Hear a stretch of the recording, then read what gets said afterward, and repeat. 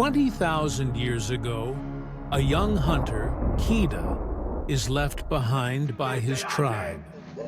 Lost and injured, he finds an unlikely ally, a wounded wolf. At first, they fear each other, but survival forces them to trust. Together, they hunt, protect, and heal.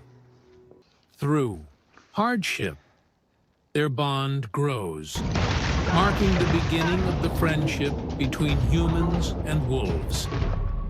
Alpha tells the origin of man's best friend, a story of survival, trust, and loyalty.